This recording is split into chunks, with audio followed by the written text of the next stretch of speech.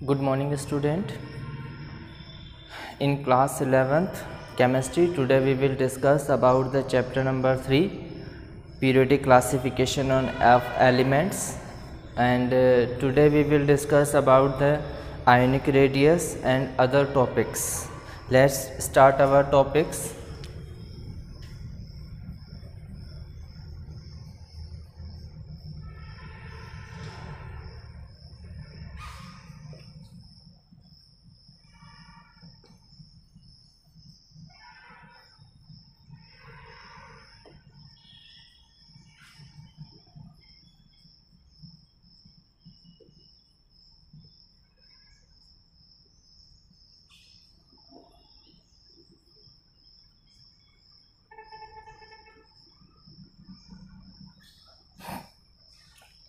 Today's topic is ionic radius.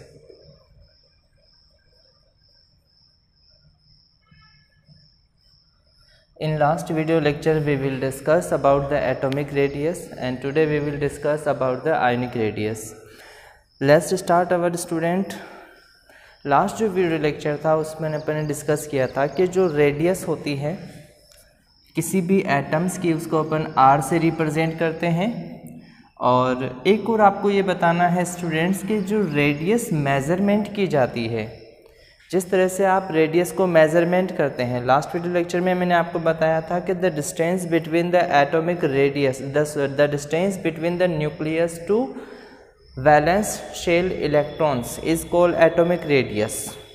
यहाँ आप जो भी मेज़रमेंट करते हैं रेडियस को, वो मेज़रमेंट करते हैं नॉर्मली पीएम के अंदर। यहाँ ये दोनों ही स्मॉल लेटर में होते हैं, पीएम है ना, इसको अपन बोलते हैं पिकोमीटर। ये पिकोमीटर कहलाता है स्टूडेंट्स। और इसके अलावा एंगस्ट्रम के अंदर भी जो है अपन रेडियस को क्या कर सकते हैं, डिटरमाइन कर सकते हैं। तो रेडियस को डिटरमाइन करने के लिए अपने पास दो यूनिट है नॉर्मली, एक तो एंगस्ट्रम होती है और एक पिकोमीटर होती है। आज अपन बात करने वाले हैं स्टूडेंट्स आयोनिक रेडियस के बारे में। आप लोगों को पता है कि आप लोगों ने क्लास 9th के अंदर ये पढ़ा हुआ है कि अगर कोई भी एटम होता है, फॉर एग्जांपल जैसे अगर आपके पास Na एक एटम है जिसके अगर अपन बात करते हैं तो यहाँ पर इसका एटॉमिक नंबर 11 होता है। और अगर मैं इसका इलेक्ट्रॉनिक कॉन्फ़िगरेशन लिखता हूँ स्टूडेंट्स तो ये आ जाएगा 1s2 2s2 2p6 and 3s1। देखिए 2 and 2 4 4 plus 6 हो गया 10 10 plus 1 हो गया 11। ठीक है, अब देखिए स्टूडेंट्स, अपन जानते हैं कि हर एलिमेंट्स ये चाहता है कि उसके आउटर शेल के अंदर कितने इलेक्ट्रॉन्स हो जाएं, 8 इलेक्ट्रॉन, या उसका आउटर शेल जो है वो कम्प्लीटली फिल्ड हो जाए। यहाँ आप देखिए ये जो शेल है ये कौन सा है, थर्ड शेल है, आउटर मोस्ट शेल है, जिसके अंदर केवल 1 इलेक्ट्रॉन्स प्रेजेंट है।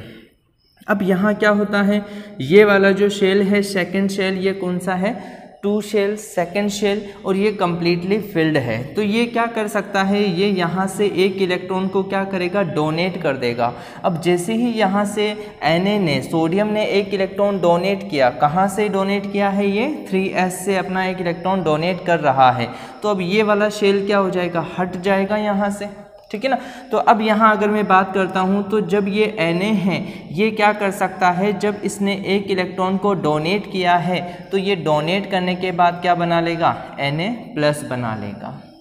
आप लोगों को पता है कि अगर किसी एलिमेंट के ऊपर पॉजिटिव चार्ज आ जाता है तो वो क्या कहलाता है स्टूडेंट्स, ये कहलाता है कैटायंस। अब अपन बात करते हैं ये जो कैटायंस है इसकी रेडियस क्या होगी। जैसे फॉर एग्जांपल अगर अपन बात करते हैं कि आपके पास ये सोडियम मेटल है और इस सोडियम मेटल के अंदर मैं इसके एक बार इसका स्ट्रक्चर बताता हूँ। जैसे ये सोडियम का न्यूक्लियस है जिसके अंदर 11 प्रोटॉन है, न्यूट्रॉन को भी अपन छोड़ देते हैं। ठीक है, फिर उसके बाद ये पहला शेल है जिसके अंदर की 2 इलेक्ट्रॉन प्रेजेंट है, 1s वाला। ये जो है दूसरा शेल है जिसके अंदर टोटल 8 इलेक्ट्रॉन्स प्रेजेंट है, 1 2 3 4 5 6 7 एंड 8 इलेक्ट्रॉन्स। इसी तरह से एक और ये शेल है स्टूडेंट्स जहाँ पर अपन ये कह सकते हैं कि ये 3s1। तो ये तो किसका एलिमेंट, कौन सा एलिमेंट है स्टूडेंट, सोडियम एलिमेंट है। अब सोडियम एलिमेंट की अगर रेडियस की मैं बात करूंगा तो यहाँ से लेकर के यहाँ तक का जो डिस्टेंस होगा वो क्या कहलाएगा, रेडियस ऑफ Na कहलाएगा। चलिए इसी तरह से अगर अपन बात करें Na+ के लिए, तो मैंने यहाँ पर इसका ये न्यूक्लियस बना दिया है जिसके अंदर 11 प्रोटॉन रखे हुए हैं। और ये क्या है, ये जैसे फर्स्ट शेल है जिसके अंदर 2 इलेक्ट्रॉन्स है, ये सेकंड शेल है जिसके अंदर 1 2 3 4 5 6 7 8, ठीक है ना, 8 इलेक्ट्रॉन्स प्रेजेंट है। अब देखिए ये किसका है, ये है Na+, यानी कि सोडियम आयन का। अब देखिए स्टूडेंट, सिंपल सा आपको यहीं से पता चल रहा है कि ये एक न्यूट्रल एटम है और ये एक कैटायन है। ये जो कैटायन है ये कहाँ से बना है, इसी सोडियम एटम से बना हुआ है। तो ये क्या कहलाएगा, इसका पेरेंट एटम कहलाएगा। अब ये जो पेरेंट एटम है इसकी रेडियस अगर आप देख रहे हैं तो रेडियस इसकी ज़्यादा ही होगी कंपेयर टू इसके कैटायन के। क्लियर। तो आपको बस ये याद रखना है कि अगर आपसे पूछ लिया जाए कि सोडियम और Na+ इन दोनों में से किसकी रेडियस ज़्यादा होगी, तो रेडियस ज़्यादा होगी किसकी, सोडियम की। ठीक है। चलिए अगर इसी तरह से अपन थोड़ा सा और अगर अलग एग्जांपल्स देखना चाहें, ये तो है कैटायंस के लिए। अगर मान लीजिए आप क्या करें, अगर एनायंस ले लें। अब एनायंस जैसे कि फॉर एग्जांपल आपके पास क्लोरीन है, क्लोरीन नहीं अपन चलते हैं, अपन फ्लोरीन ले लें। चलिए फ्लोरीन ही ले लेते हैं। 1s2 हो गया, 2s2 हो गया और ये 2p5 हो गया। ठीक है, इस तरह से। अब देखिए आप लोग जानते हो कि इसका ये वाला जो शेल है इसके अंदर कितने इलेक्ट्रॉन्स की कमी है, सिर्फ 1 इलेक्ट्रॉन्स की कमी है। क्योंकि आप लोग जानते हो ये जो सेकंड शेल है जिसके अंदर मैक्सिमम कितने इलेक्ट्रॉन्स आ सकते हैं, 8 इलेक्ट्रॉन्स आ सकते हैं। या अपन ये कहें कि p ऑर्बिटल्स के अंदर मैक्सिमम कितने इलेक्ट्रॉन्स आ सकते हैं, तो 6 इलेक्ट्रॉन्स आ सकते हैं। अब देखिए स्टूडेंट्स, यहाँ पर ओनली 1 इलेक्ट्रॉन्स क्या हो रही है, 1 इलेक्ट्रॉन्स की ही कमी है। तो अगर इसे कहीं से 1 इलेक्ट्रॉन मिल जाएगा, फॉर एग्जांपल अगर क्या हो, अगर फ्लोरीन ने कहीं से 1 इलेक्ट्रॉन को गेन कर लिया तो वो क्या बना लेगा स्टूडेंट्स, F- बना लेगा, है ना। जहाँ पर ये F- हो जाता है तो इसे अपन क्या कहते हैं, एनायंस कहते हैं। यानी कि अगर किसी एलिमेंट के ऊपर नेगेटिव साइन होता है तो वो एनायंस कहलाते हैं। तो ये इसका पेरेंट एटम हो जाएगा और ये इसका एनायंस हो जाएगा। चलिए स्टूडेंट्स, अब एक बार अपन इसके ऊपर भी स्ट्रक्चर पे बात कर लेते हैं। जैसे फॉर एग्जांपल आपके पास ये फ्लोरीन है जिसका ये न्यूक्लियस है जिसके अंदर 9 प्रोटॉन्स है।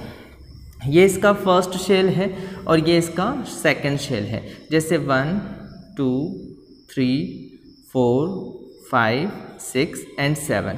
जैसे पहले अभी कितने हैं, 7 इलेक्ट्रॉन्स हैं टोटल बाहर वाले शेल के अंदर, 2 और 5 7, और 2 इलेक्ट्रॉन्स कहाँ हैं, यहाँ हैं। तो ये कितने हो गए, 9 हो गए। यानी ये स्ट्रक्चर किसका है, F का है। अब स्टूडेंट्स अगर ये 1 इलेक्ट्रॉन को गेन करता है, अब ये जब गेन कर रहा है तो सिंपल सी बात है ये इसी शेल्स के अंदर गेन कर रहा है। तो अब यहाँ क्या हो जाता है स्टूडेंट्स, नंबर ऑफ प्रोटॉन्स कितने हैं, वही हैं, उतने ही हैं जितने पहले थे। लेकिन अब क्या हो गया, यहाँ पर नेगेटिव चार्ज थोड़ा इंक्रीज हो गया है। तो जब नेगेटिव चार्ज इंक्रीज हो जाएगा तो अपन ने लास्ट वीडियो के अंदर पढ़ा था शील्डिंग इफेक्ट और डी शील्डिंग इफेक्ट, है ना। तो यहाँ पर क्या होगा, यहाँ पर ये होगा स्टूडेंट्स कि ये जो बाहर वाले इलेक्ट्रॉन्स हैं या ये जो वैलेंस इलेक्ट्रॉन हैं, उन वैलेंस इलेक्ट्रॉन के ऊपर उतना पावर ये नहीं लगा पाएंगे। ये जो प्रोटॉन्स हैं वो कम हैं क्योंकि न्यूक्लियर चार्ज नहीं बढ़ा है, क्या बढ़ा है, इसके आउटर शेल्स इलेक्ट्रॉन्स बढ़ गए हैं। तो इसी वजह से रेडियस क्या हो जाती है, इंक्रीज हो जाती है। ये बात आपको याद रखनी है। तो अब यहाँ से क्वेश्चन ये बनता है कि अगर आपके पास कोई पेरेंट एटम है और उसी पेरेंट एटम का कोई एनायंस भी है, तो इसमें से किसकी रेडियस ज़्यादा होगी। तो आपको ये याद रखना है कि जो नेगेटिव आयंस होते हैं या जो एनायंस होते हैं, इसकी रेडियस क्या होती है, ज़्यादा होती है compare to those atoms of parent atom. इसके पेरेंट्स एटम के कंपेयर में उसकी रेडियस ज़्यादा होती है। चलिए तो इतना आपको क्लियर हुआ एटॉमिक रेडियस, आयनिक रेडियस क्या होती है। आयनिक रेडियस को अपन किस में मेजरमेंट करते हैं, आयनिक रेडियस को अपन मेजरमेंट करते हैं पीएम यानी पिकोमीटर के अंदर या एंगस्ट्रम के अंदर, ठीक है ना। चलिए अब इसके बाद मैं इसे थोड़ा इरेज करता हूँ। अपना नेक्स्ट टॉपिक है आयोनाइजेशन एंथैल्पी। आयोनाइजेशन एंथैल्पी को पढ़ने से पहले अपन एक छोटा सा एक टॉपिक पढ़ लेते हैं स्टूडेंट्स। ये कहलाता है आइसो इलेक्ट्रॉनिक स्पीसीज।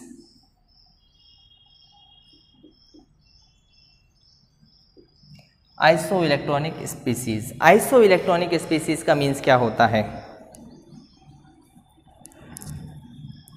देखिए स्टूडेंट्स, आइसो इलेक्ट्रॉनिक स्पीसीज का मीन्स ये है, जैसे नाम से देखिए आइसो, आइसो का वर्ड क्या होता है? आइसो वर्ड का मीन्स होता है सेम, और इलेक्ट्रॉनिक यानी कि number of electrons, number of electrons, जिसके अंदर सेम नंबर ऑफ इलेक्ट्रॉन्स हो जाए वो स्पीसीज क्या कहलाएगी? आइसो इलेक्ट्रॉनिक स्पीसीज कहलाएगी। फॉर एग्जांपल, अगर आपके पास क्या है? फ्लोरीन है, अगर आपके पास क्या है? सोडियम है, अगर आपके पास क्या है? मैग्नीशियम है, अगर आपके पास क्या है? एल्यूमिनियम है। जैसे मान लीजिए आपके पास ये 1 2 3 4, या एक और ले लेते हैं, जैसे मान लीजिए एक ऑक्सीजन भी आपके पास है। ये चार ये एलिमेंट्स है, ऑक्सीजन है, फ्लोरीन है, सोडियम है और मैग्नीशियम है, और आपके पास क्या है? एल्यूमिनियम है। अब देखिए स्टूडेंट्स, आप लोग जानते हैं जो ऑक्सीजन है इसके अंदर नंबर ऑफ इलेक्ट्रॉन्स कितने होते हैं? 8 होते हैं। इसके अंदर नंबर ऑफ इलेक्ट्रॉन्स कितने होते हैं? यहाँ अपन ये कह सकते हैं इसके अंदर नंबर ऑफ इलेक्ट्रॉन्स 9 हैं, तो इसमें 9 इलेक्ट्रॉन्स हैं। यहाँ अपन बात करते हैं तो कितने इलेक्ट्रॉन्स हैं? यहाँ इलेक्ट्रॉन्स की अगर अपन बात करते हैं तो यहाँ इलेक्ट्रॉन 11 है, 11 इलेक्ट्रॉन है। यहाँ अगर अपन बात करते हैं तो यहाँ पर 12 इलेक्ट्रॉन है, और यहाँ इलेक्ट्रॉन्स की बात करते हैं तो यहाँ 13 इलेक्ट्रॉन्स है ना। अब देखिए स्टूडेंट्स, अगर क्या हो, ऑक्सीजन जो है कहीं से 2 इलेक्ट्रॉन ले लेता है, यानी कि अगर ये ऑक्सीजन जो है कहीं से इसे 2 इलेक्ट्रॉन मिल जाते हैं, तो जो इलेक्ट्रॉन गेन करता है उस पर नेगेटिव चार्ज आ जाता है, और वो क्या बन जाता है? एनायन बन जाता है। अब जितने नंबर ऑफ इलेक्ट्रॉन्स वो गेन करेगा उतना ही उसके ऊपर क्या आ जाएगा? नेगेटिव चार्ज आ जाएगा। फॉर एग्जाम्पल, जैसे मैंने यहाँ लिखा 2-, यानी कि इसके ऊपर कितना नेगेटिव चार्ज आ गया? 2- का चार्ज आ गया। तो अब ये जो इलेक्ट्रॉन्स पहले कितने थे? 8, अब कितने हो जाएंगे स्टूडेंट्स? अब हो जाएंगे 10 इलेक्ट्रॉन्स। तो इसका मीन्स ये हुआ कि अगर O2- रहा तो उसके अंदर नंबर ऑफ इलेक्ट्रॉन्स कितने होंगे? 10 इलेक्ट्रॉन्स हो जाएंगे। वहीं जैसे F है, F के अंदर पहले 9 इलेक्ट्रॉन्स है, अगर यहाँ पर 1- आ जाता है, यानी कि एक नेगेटिव चार्ज आ जाता है, तो इसने एक इलेक्ट्रॉन और गेन कर लिया, तो अब इसके पास कितने इलेक्ट्रॉन हो जाएंगे? 10। बिल्कुल सही समझ गए आप स्टूडेंट्स, है ना। अब देखिए यहाँ पर इसके पास 11 इलेक्ट्रॉन है, अगर ये एक इलेक्ट्रॉन को डोनेट कर देता है तो जितने इलेक्ट्रॉन्स डोनेट करेगा उतना ही पॉजिटिव चार्ज, तो इसने एक इलेक्ट्रॉन को डोनेट कर दिया, इसका मतलब इसके अंदर नंबर ऑफ इलेक्ट्रॉन्स कितने हो गए? 10 हो गए। अब यहाँ अपन बात करते हैं, जैसे ये मैग्नीशियम है, इस मैग्नीशियम ने 2 इलेक्ट्रॉन्स अपने में से डोनेट कर दिए, तो यहाँ पर नंबर ऑफ इलेक्ट्रॉन्स कितने हो जाएंगे? 10। इसी तरह से जैसे एल्यूमिनियम है, इसने अपने में से 3 इलेक्ट्रॉन्स को डोनेट कर दिया। अब देखिए स्टूडेंट्स, अगर ये स्पीसीज, अगर मैं बात करता हूँ O2-, F-, F-, Na+, Mg2+, और Al3+, तो इन तीनों के अंदर मैं देखता हूँ तो नंबर ऑफ इलेक्ट्रॉन्स क्या आ रहे हैं? सेम आ रहे हैं। तो ये जो स्पीसीज है, ऐसी स्पीसीज को अपन क्या कहते हैं? आइसो इलेक्ट्रॉनिक स्पीसीज कहते हैं। इसका मीन्स ये है कि number of electrons are same in the elements या elements group in various state और ऑक्सीडेशन या वैलेंस स्टेट, है ना। किसी भी तरह से आपको क्या करना है? नंबर ऑफ इलेक्ट्रॉन्स को इक्वल लेकर आना है। अच्छा, एक और बात, ये जो वैलेंसी है वो ये वैलेंसी शो करते हैं, ऐसा नहीं है कि आपने क्या किया कि यहाँ पर Al जो है वो +3 की जगह +4 बता दिया, +4 नहीं बताया है। जो वैलेंसी शो होता है उसी वैलेंसीज के अकॉर्डिंग अपन ने क्या बना दी? एक स्पीसीज बना दी, एक फैमिली बना दी, और ये क्या कहला रही है? आइसो इलेक्ट्रॉनिक स्पीसीज कहला रही है। चलिए स्टूडेंट्स, अब उसके बाद अपन देखते हैं कि अपना जो नेक्स्ट टॉपिक है आयोनाइजेशन एंथैल्पी, वो क्या होता है।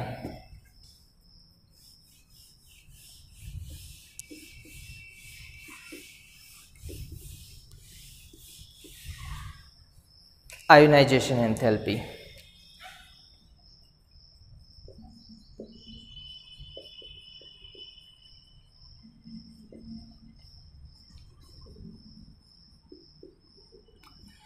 देखिए एंथैल्पी जो होती है स्टूडेंट्स, इसको अपन क्या करते हैं, H से रिप्रेजेंट करते हैं। एंथैल्पी को अपन H से रिप्रेजेंट करते हैं और ये हीट को शो करती है, एनर्जी को शो करती है, हीट को शो कर रही है, ठीक है ना। और आयोनाइजेशन एंथैल्पी तो अपन यहाँ पर क्या लिख सकते हैं, HI भी लिख सकते हैं, यानी कि हीट या एंथैल्पी ऑफ आयोनाइजेशन। आपकी बुक के अंदर इसके लिए क्या दे रखा है, यस देखिए आयोनाइजेशन एंथैल्पी स्मॉल आई से भी HI से रिप्रेजेंट कर सकते हैं। अब यहाँ क्या होता है स्टूडेंट्स, आपको क्या देखना होता है, एंथैल्पी चेंजेस देखना होता है। फॉर एग्जांपल जैसे क्या होता है कि अगर मान लीजिए ऐसा होता है कि अगर आपके पास कोई फ्लोरीन एक एलिमेंट है ना, और अगर ये अपन ये करते हैं कि यहाँ पर सोडियम ले लेते हैं, जैसे सोडियम एक एलिमेंट है और इसने अपने में से एक इलेक्ट्रॉन को डोनेट कर दिया और ये क्या बन जाता है, Na+ बन जाता है, और साथ ही इसने अपने में से एक इलेक्ट्रॉन को डोनेट कर दिया। तो सिंपल सी बात है स्टूडेंट्स, जब ये इलेक्ट्रॉन्स को डोनेट करेगा तो यहाँ पर इसकी एनर्जी में चेंजेस आएंगे और वही चेंजेस क्या कहलाती है, इसके अंदर एंथैल्पी चेंजेस कहलाती है। अब एंथैल्पी चेंजेस और आयोनाइजेशन एंथैल्पी क्या है, देखिए स्टूडेंट्स यहाँ पर क्या हो रहा है, जब ये पेरेंट एटम अपने में से इलेक्ट्रॉन को डोनेट कर रहा है तो क्या बना रहा है, आयंस बना रहा है। तो यहाँ पर आयंस का फॉर्मेशन हो रहा है, जिस चीज़ को अपन क्या बोल सकते हैं, आयोनाइजेशन। और यहाँ पर जो एंथैल्पी में चेंजेस आया है उसको अपन क्या बोल सकते हैं, आयोनाइजेशन एंथैल्पी। अच्छा एक और बात स्टूडेंट्स, यहाँ अपन क्या कर सकते हैं, इसे फाइंड करने के लिए कि आयोनाइजेशन एंथैल्पी कितनी है, इसके लिए अपन यहाँ पर ये लिखते हैं कि डेल्टा IH, यानी कि change in enthalpy of ionisation. इसे आप डेल्टा IH भी लिख सकते हैं या इसे आप ऐसा भी लिख सकते हैं, ठीक है ना। दोनों ही आंसर, दोनों ही जो होती है कंडीशन सेम होती है। अब देखिए स्टूडेंट्स यहाँ पर क्या हो रहा है, आयोनाइजेशन एंथैल्पी। अब आयोनाइजेशन एंथैल्पी में बहुत सिंपल सी चीज़ है, आयंस के फॉर्मेशन के अंदर जितनी चेंजेस आता है इन एंथैल्पी या एनर्जी में, वही चीज़ क्या कहलाती है, आयोनाइजेशन एंथैल्पी कहलाती है। अब फॉर एग्जांपल जैसे मैं जानता हूँ कि मैंने यहाँ पर जब इसको इलेक्ट्रॉन्स को बाहर निकाला है, तो इलेक्ट्रॉन्स को बाहर निकाला मीन्स मैंने क्या किया, इसे एनर्जी प्रोवाइड करवाई होगी, तभी मैं वहाँ से इलेक्ट्रॉन्स को बाहर निकाल सकता हूँ।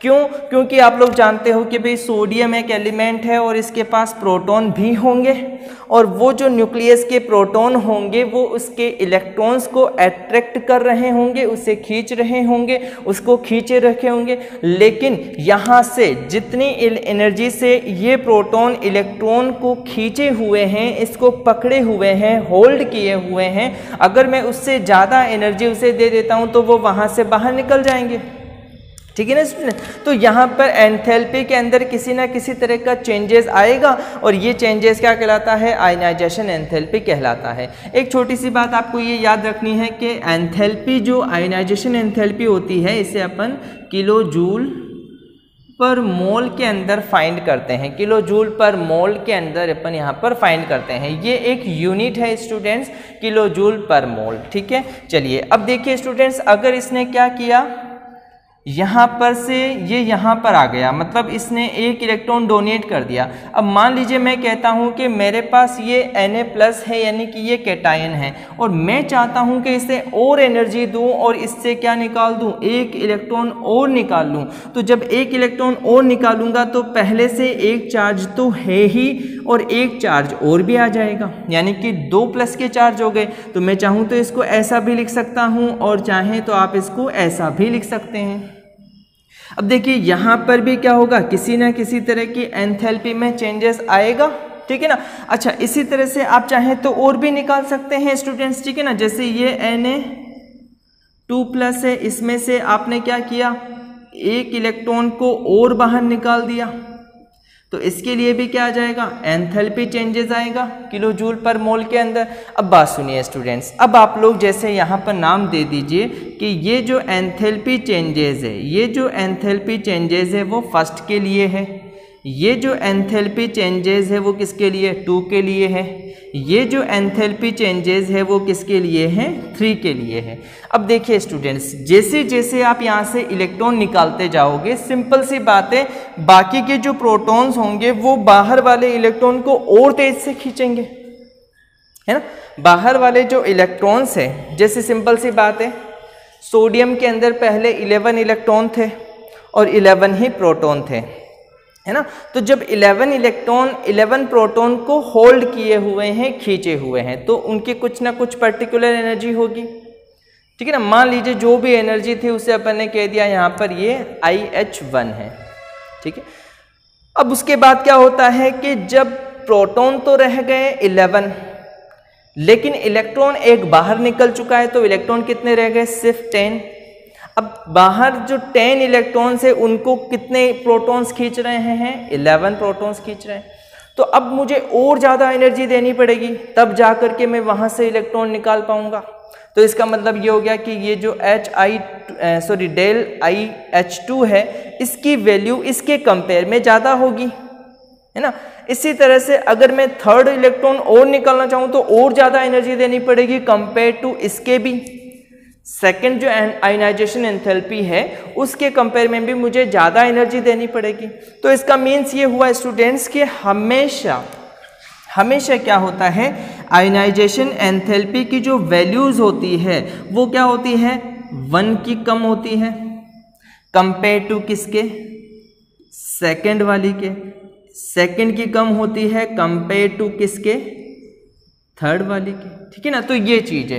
तो आयनाइजेशन एंथैल्पी होती क्या है, एक छोटी सी बात आपको याद रखनी है कि आयंस के फॉर्मेशन के लिए जो एनर्जी के चेंजेस आते हैं, जो एनर्जी रिक्वायर्ड होती है, वही क्या कहलाती है, आयनाइजेशन एंथैल्पी कहलाती है। इसे अपन चेंज इन एंथैल्पी चेंज को अपन डेल IH1 या H से रिप्रेजेंट करते हैं, और इसको किलो जूल पर मोल के अकॉर्डिंग अपन क्या कर सकते हैं, फाइंड कर सकते हैं, या इसकी जो है ये यूनिट है, ठीक है ना। तो ये चीज़ होती है आयनाइजेशन एंथैल्पी। अब देखिए स्टूडेंट्स, आप लोगों की बुक के अंदर देखिए, जैसे ये ग्राफ दिए हुए हैं जिसमें आयनाइजेशन एंथैल्पी चेंज के बारे में बताया हुआ है। जैसे फर्स्ट जो ग्राफ है जिसमें लिथियम है, बेरिलियम है, बोरोन है, नाइट्रोजन है, फ्लोरीन है, नियोन है, और इस तरह से बताया हुआ है। अब देखिए स्टूडेंट, जैसे कि पर किलो जूल पर मोल के अंदर बताया, जैसे लिथियम की लिए आयनाइजेशन एंथैल्पी केवल 520 है ना। बेरिलियम के लिए थोड़ी ज़्यादा हो जाती है, बोरोन के लिए थोड़ी कम हो जाती है ना। अब इस चीज़ को समझना है स्टूडेंट। देखिए बेरिलियम के लिए ज़्यादा हो गई और बोरोन के लिए कम हो गई, ऐसा क्यों हुआ। देन इसके बाद वापस नाइट्रोजन के लिए थोड़ी ज़्यादा हो जाती है और ऑक्सीजन के लिए थोड़ी कम हो जाती है, ऐसा क्यों हुआ, ठीक है ना। यानी कि ये क्या हो रहा है, ऐसा क्यों हो रहा है। देखिए अब इसमें क्या होता है स्टूडेंट, अब हम बात करते हैं बेरिलियम के लिए और बोरोन के लिए। बेरिलियम के लिए है 809 और बोरोन के लिए है 801। इसी तरह से नाइट्रोजन के लिए बताया हुआ है 1402, ऑक्सीजन के लिए बताया हुआ है 1314। देखिए स्टूडेंट्स, ये जो ग्राफ में आपको एनर्जीज बताई हुई है, अगर आप देखते हैं तो जैसे जैसे अपन किसी पीरियड में लेफ़्ट टू राइट चल रहे हैं, जैसे क्या हो रहा है, lithium, beryllium, boron, carbon, nitrogen, oxygen, fluorine and then neon. तो मीन्स ये हो रहा है जो एनर्जी का ग्राफ है वो कंटिन्यूसली इंक्रीज होता जा रहा है। इसका मीन्स ये है कि जो आयनाइजेशन एंथैल्पी है वो क्या होती जा रही है, इंक्रीज होती जा रही है। क्यों, क्योंकि यहाँ पर क्या होता है, जो रेडियस है वो डिक्रीज होती जाती है। फर्स्ट तो ये वजह हो जाती है, लेकिन यहाँ पर कुछ वेरिएशंस भी दिखाई दे रहे हैं। जैसे कि आप लोगों को दिख रहा है कि बेरिलियम जो है उसकी एनर्जी 899 किलो जूल पर मोल है, और जस्ट इसके बाद बोरोन जो है वो थोड़ा कम हो जाता है, जबकि बढ़ना चाहिए था लेकिन कम हो जाता है। इसी तरह से नाइट्रोजन तक फिर बढ़ती है, देन उसके बाद वापस कम हो करके ऑक्सीजन पर फिर वापस से थोड़ी सी ये बढ़ जाती है। यानी कि क्या होता है कि इस तरह से क्या होता है, कुछ वेरिएशंस भी आपको देखने को मिल रहे हैं। अब देखिए स्टूडेंट, जैसे कि आप लोग को पता है कि बेरिलियम की इतनी एनर्जी बता रखी है किलो जूल पर मोल के अंदर, और बोरोन के लिए इतनी एनर्जी बता रखी है किलो जूल पर मोल के लिए। इसी के अकॉर्डिंग नाइट्रोजन के लिए भी ये बताई हुई है और ऑक्सीजन के लिए भी ये बताई हुई है, ठीक है ना। यहाँ पर क्या हो जाता है, एक्सपेक्टेशन के मुताबिक थोड़ा ज़्यादा हो जाता है। जो आप एक्सपेक्ट कर रहे हो, जो उसके अंदर रेगुलर अरेंजमेंट चल रहा है, उससे थोड़ा बहुत ज़्यादा बढ़ जाता है। तो ऐसा क्यों हुआ? जैसे यहाँ पर तो क्या हो गई, कम हो गई, यहाँ पर बढ़ गई, ऐसा क्यों हुआ?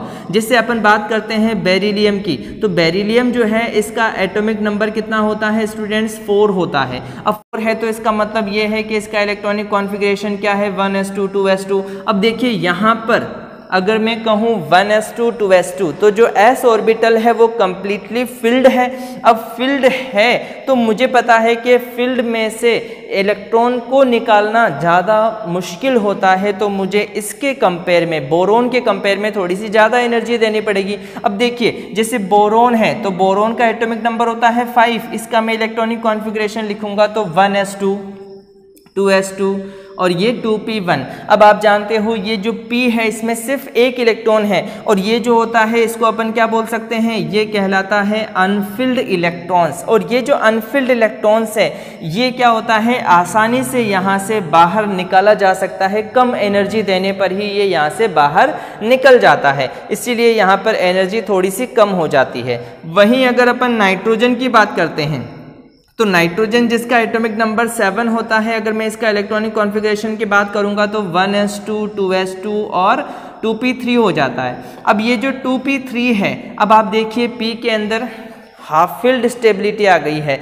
p के अंदर मैक्सिमम 6 इलेक्ट्रॉन आ सकते हैं लेकिन 3 आ चुके हैं, तो इसका मीन्स ये हुआ कि यहाँ पर हाफ फील्ड स्टेबिलिटी आ चुकी है। अब मुझे एनर्जी देने के लिए, क्योंकि ये स्टेबल है, तो स्टेबल चीज़ को मुझे अगर वहाँ से इलेक्ट्रॉन्स निकालने हैं तो ज़्यादा एनर्जी देनी पड़ेगी। वहीं अगर मैं ऑक्सीजन की बात करता हूँ तो ऑक्सीजन के अंदर 1s2 2s2 और ये 2p4 होता है, ठीक है ना, 2p4 होता है। अब देखिए वापस यहाँ पर क्या आ गया, ये जो 2p4 है वापस ये अनफिल्ड वाली कंडीशन आ गई। तो अनफिल्ड जो होते हैं वो लेस स्टेबल होते हैं, वहाँ से इलेक्ट्रॉन निकालना इजी होता है, ठीक है ना स्टूडेंट्स। तो इस तरह से वेरिएशंस का ये सॉल्यूशन है कि ये जो वेरिएशंस आ रहे हैं आयनाइजेशन एंथैल्पी के अंदर वो इस वजह से आते हैं।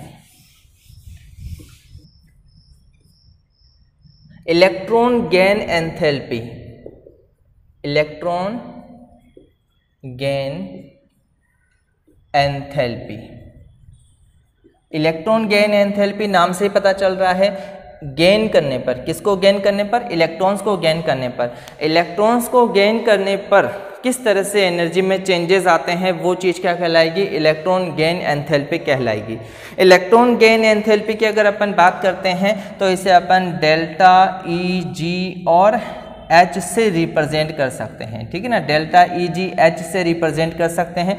फॉर एग्जांपल जैसे फ्लोरीन है ना, अब ये जो फ्लोरीन है इसका इलेक्ट्रॉनिक कॉन्फ़िगरेशन की बात करते हैं तो 1s2 है 2s2 है और ये 2p5 है। अब देखिए स्टूडेंट्स यहाँ पर सिर्फ और सिर्फ एक इलेक्ट्रॉन की ही रिक्वायरमेंट है, तो इसके लिए अगर इसे एक इलेक्ट्रॉन कहीं से मिल जाता है, यानी अगर इलेक्ट्रॉन गेन कर लेता है, कौन गेन करेगा? फ्लोरीन। अगर फ्लोरीन के पास एक इलेक्ट्रॉन आ जाता है तो ये क्या बना लेगा? F- यानी एनायन बना लेगा, और यहाँ पर जो भी एनर्जी चेंजेस आएगा वो क्या कहलाएगा स्टूडेंट्स? वो कहलाएगा एंथैल्पी, इलेक्ट्रॉन गेन एंथैल्पी कहलाएगा। अब यहाँ पर भी कुछ वेरिएशंस आते हैं स्टूडेंट्स। इलेक्ट्रॉन गेन एंथैल्पी की जो वैल्यूज़ होती है वो भी डिफरेंट हो सकती है।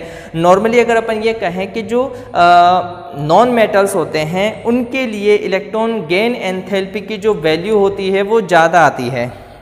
अब जैसे आपके सामने एक टेबल दे रखी है स्टूडेंट्स, जैसे यहाँ पर हाइड्रोजन है, लिथियम है, फर्स्ट ग्रुप एलिमेंट बता रखे हैं, हाइड्रोजन है, लिथियम है, सोडियम है, रुबिडियम है, सीजियम है, पोटेशियम है। इन सब के लिए gain enthalpy, electron gain enthalpy की वैल्यूज़ दे रखी है नेगेटिव के अंदर। अब आप देखते हैं कि ऊपर से नीचे चलने पर ये जो इलेक्ट्रॉन गेन एंथैल्पी है वो कंटिन्यूसली डिक्रीज होती जा रही है। बस यहाँ पर जैसे पोटेशियम और रुबिडियम में कुछ कम चेंजेस आता है, तो यहाँ पर सिर्फ आपको ये याद रखना है ड्यू टू एफ ऑर्बिटल्स ऐसा हो जाता है। इसी तरह से जैसे अब आप देखिए ग्रुप 16 है, ग्रुप 16 का बता रखा है, ऑक्सीजन है, सल्फर है, सेलेनियम है, टेलुनियम है, पोलोनियम है, इनके लिए जो है देखिए आप जो डेल्टा Eg की वैल्यू है वो बहुत ही ज़्यादा आ रही है, -141, -200, -195, माइनस जो है 190, 175। अब इनमें क्या हो रहा है देखिए, ऊपर से नीचे जाने पर ये कंटिन्यूसली क्या हो रही है, थोड़ी सी चेंजेस, जैसे ऑक्सीजन से सल्फर तक क्या हो गई, ये थोड़ी सी